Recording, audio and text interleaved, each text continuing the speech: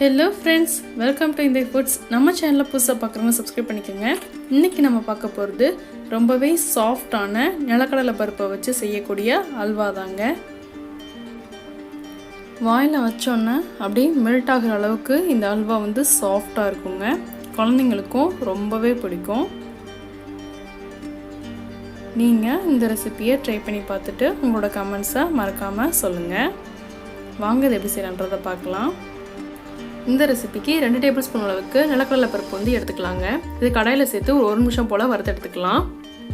நான் இன்றைக்கி கடையில் வாங்கின வறுத்த நிலக்கடலை பருப்பு தாங்க யூஸ் பண்ணுறேன். நீங்கள் பச்சைக்கடலை பருப்பு யூஸ் பண்ணுறீங்க அப்படின்னா கூட ஒரு 5 நிமிஷம் நல்லா வறுத்து எடுத்துக்கோங்க. இது கொஞ்சம் ஆறுனதுக்கப்புறமா இந்த மாதிரி கை வச்சு அமர்த்தி விட்டீங்க அப்படின்னா தோலியெல்லாம் தனியாக பிரிஞ்சு வந்துடுங்க. இப்போ தோலை நீக்கி எடுத்து வச்சுருக்கேன் இந்த நிலக்கடலை பருப்பை குக்கரில் மாற்றி 1 கப் அளவுக்கு தண்ணி விட்டு 3 விசில் வந்து விட்டுடலாங்க. 3 விசிலுக்கு அப்புறமா பாருங்கள் கடலைப்பருப்பு நல்லா வெந்திருக்குது. இப்போ தண்ணி எடுத்துட்டு அந்த வேக வச்ச நிலக்கடலை பருப்பை மிக்ஸி ஜாருக்கு மாற்றி நல்லா அரைச்சிட்டு அதுக்கப்புறமா இந்த வேக வச்ச தண்ணியை ஊற்றி நல்லா பேஸ்ட் மாதிரி அரைச்சி எடுத்துக்கோங்க. இது இந்த அளவுக்கு ஸ்மூத்தாக இருக்கணுங்க. வறுத்த பருப்பை வந்து நம்ம மிக்ஸி ஜாரில் போட்டு அரைச்சோன்னா இந்த அளவுக்கு நம்மளுக்கு ஸ்மூத்னஸ் வந்து கிடைக்காது. இப்போ ஒரு கடாயில் 3/4 கப் அளவுக்கு சீனி வந்து சேர்த்துக்கலாங்க. நம்ம இதை இன்றைக்கி கேரமலைஸ் பண்ண போகிறோம். அதனால் இதில் தண்ணி வந்து ஆட் பண்ண வேண்டாம். இதை ஒரு லோ ஃப்ளேமில் ஒரு 5 நிமிஷம் விட்டுருந்தீங்க அப்படின்னா அதுவே வந்து உருக ஆரம்பிச்சிரும். பாருங்கள் நல்லா உருக ஆரம்பிச்சிருச்சு. கண்டிப்பாக அடுப்பை வந்து லோ ஃப்ளேமில் தாங்க வச்சுக்கணும், இல்லை அப்படின்னா டக்குன்னு வந்து கருகிடும். பாருங்கள் இப்போ நல்லா வந்து கலர் சேஞ்ச் ஆகிடுச்சு. இது கூட நம்ம இப்போது ஒரு சின்ன கிளாஸ் அளவுக்கு தண்ணி வந்து சேர்த்துக்கலாங்க. தண்ணி சேர்த்தோன்னா லைட்டாக வந்து கட்டிப்படுங்க. இன்னும் கொஞ்சம் தண்ணி சேர்த்து கலந்து விட்டீங்க அப்படின்னா மெல்ட் ஆகிடும். பாருங்கள் நம்மளுக்கு இப்போது ஹல்வாக்கு தேவையான அளவுக்கு கலர் வந்து நம்மளுக்கு கிடச்சிருச்சு.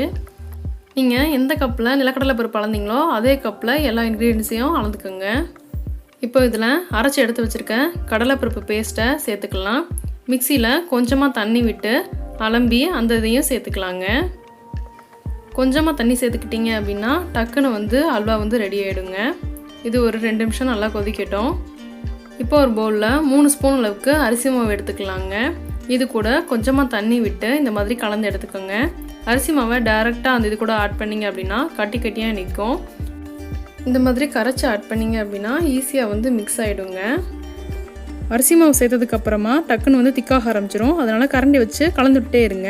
அரிசி மாவு சேர்க்கறதுனால நம்மளுக்கு ஹல்வாவோட குவான்டிட்டியும் எக்ஸ்ட்ரா கிடைக்குங்க. இது கூட கொஞ்சமாக பாதாம் முந்திரி பிஸ்தா இதெல்லாம் இருந்ததுன்னா கொஞ்சம் கட் பண்ணி சேர்த்துக்கலாங்க. இதெல்லாம் வந்து ஆப்ஷனல் தான்.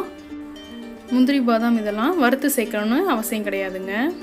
பாருங்கள் ஓரளவுக்கு திக்காயிடுச்சு. நீங்கள் விருப்பப்பட்டீங்கன்னா இந்த ஸ்டேஜில் ஏனும் அடுப்பை ஆஃப் பண்ணிவிட்டு பாயசம் மாதிரி இதை வந்து சர்வ் பண்ணலாங்க. இப்போ இது கூட ஒரு 1/2 டீஸ்பூன் அளவுக்கு ஏலக்காய் தூள் வந்து சேர்த்துக்கலாம். இதை நல்லா கலந்து விட்டுருங்க. இப்போ இது கூட ஒரு 2 டேபிள் ஸ்பூன் அளவுக்கு சுகர் வந்து ஆட் பண்ணிக்கலாங்க. நீங்கள் சுகர் அதிகமாக சேர்க்குறவங்களா இருந்தீங்கன்னா இன்னும் கொஞ்சம் கூட ஆட் பண்ணிக்கோங்க. உங்களோட டேஸ்ட் லெவலை பொறுத்து இன்க்ரீஸ் பண்ணிக்கலாம். இப்போ பாருங்கள் இது கொஞ்சம் திக்காக ஆரம்பிச்சிருச்சு.